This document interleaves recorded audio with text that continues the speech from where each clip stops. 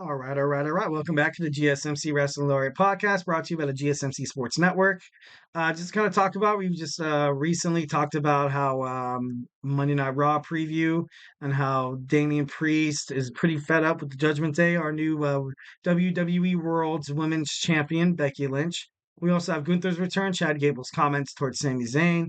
Just a bunch of stuff. If you didn't watch it, always you can always go back and check out the segment. Yeah. But before we move on to our next topic, we're going to talk about our tips and donations link. We get a number of questions that come in during the show from viewers like you. So to ensure that your question gets read on air, I ask you to use the tips and donations link at the GSMCpodcast.net with your questions. Just put your questions up on top so I can see it. We can have a nice little back and forth conversation. Tell me what you like. Tell me what you don't like. Tell me what you want to talk about, your predictions, what you think you want to see on Monday Night Raw moving forward. Also, what maybe some draft speculations. It's just like the NFL draft. It's always cool to see somebody else's mock draft. So don't be shy to send it in the comments section or, chat with me right here, right now. I'm right here. I'm a turkey. Baste me. No, I'm just kidding.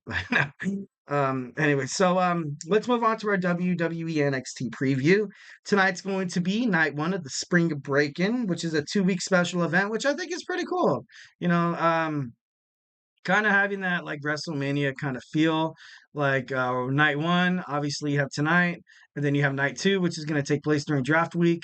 So I don't know if they're going to hold a couple of draft picks. They draft there on NXT night two, but I don't know. It's going to be the build up or what they're trying to do. I think I trust Shawn Michaels. I trust the Heartbreak Kid Shawn Michaels in his decision and whatever he wants to do because he's that damn good.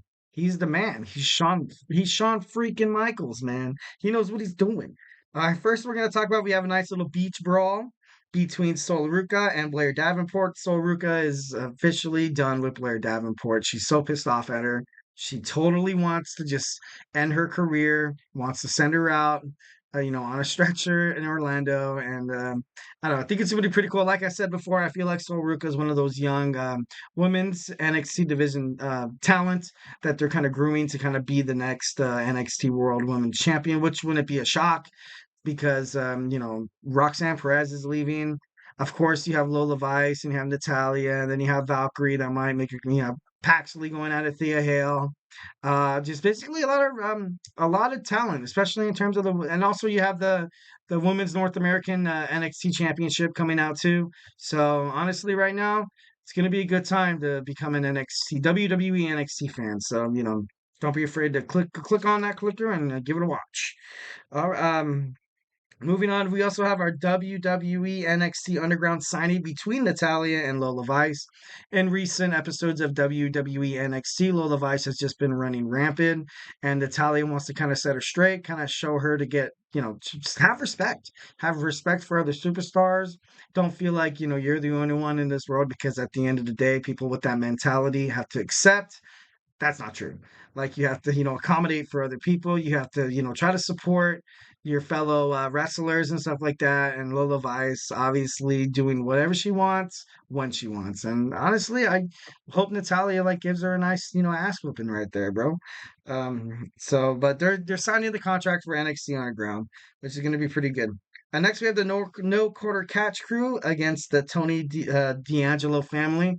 I like more than two guys in a tag team. Like I said before, I feel like WWE should definitely adapt to Ring of Honor and AEW in terms of having like a trios a trios tag team gold or something like that. I think that would have been super cool. Like think about it, like you had the NWO, you had the Four Horsemen, you also had in modern days you have New Day, you had Evolution, where there's three guys that can participate and fight each other. You could have had Imperium, you could have had Gunther, Vinci, and Kaiser going at it.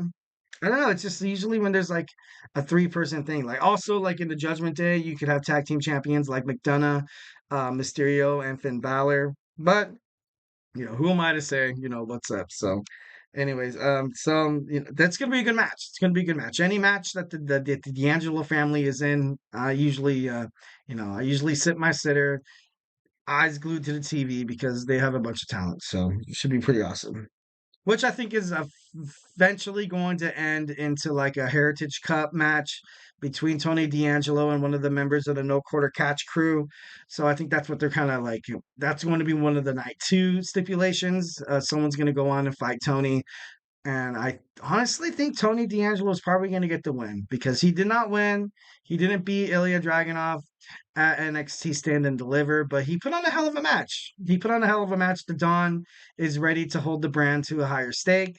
And I think he does it spring break in this 2 week event. So, make sure you watch that.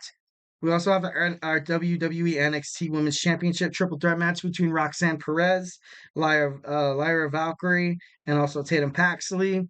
Right now, you kind of have Valkyrie and Paxley like going at each other, totally hating each other.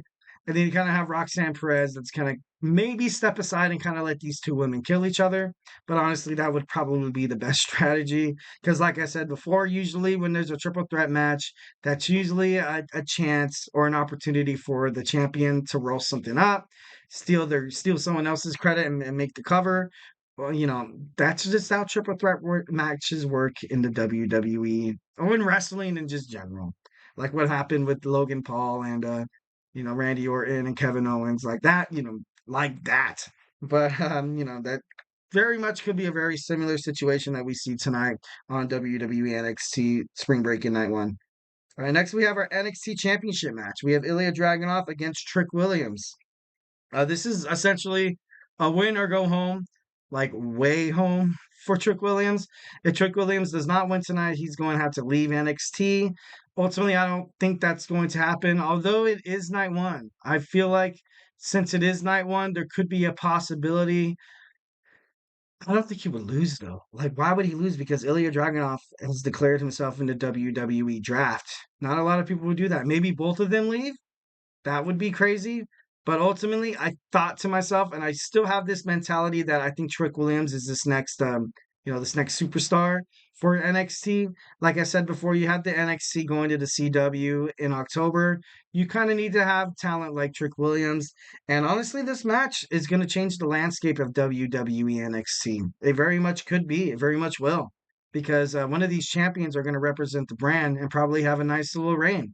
Ilja Dragunov had his reign. He was a dominant champion, absolutely dominant champion, and very impressive, very impressive. And then now you have Trick Williams, who's kind of like on the precipice. He's like right there. He's just ready to take that next step, and he's on top of the castle. He's on top of the temple. He's on top of the, king of the hill, whatever euphemism or metaphor you want to use, dealer's choice. But ultimately, I like Trick Williams. He's going to whoop that trick tonight. And honestly, I can't wait to watch it. It's airing right now. Can't wait to see it. Can't wait to give you guys live updates. So, yeah. Hope you guys enjoy WWE NXT because I always do. I always do. Definitely something that, young talent, bam, always the coolest thing. Also, something that I really hope that does, although it will happen, I feel like WWE NXT, I kind of looked at a projected draft for NXT and it said it was going to be drafting Authors of Pain, Ivar, Natalia, and all that's cool. Karen Cross, all that's cool. Like I get that. They bring those superstars back to NXT. That's kind of like a big like woohoo cool. But in reality, and that's the reason why I feel like a lot of people think that um, NXT is kind of like the leftovers of the Monday Night Raw and SmackDown because it's always kind of been that way. But honestly, I want to see them make a big pick. I want to see NXT to make a giant pick and everyone's like jaws on the ground. I'm really hoping for that. Hopefully they'll give it to me. All right. Well, so hey, don't go anywhere. Thank you so much for sticking with me for my first two segments about my Monday Night Raw review and our WWE NXT Spring Breakin preview. And so don't go anywhere. We have our segment three. We're going to talk about AEW Dynasty review. Exciting. So hey, don't go anywhere.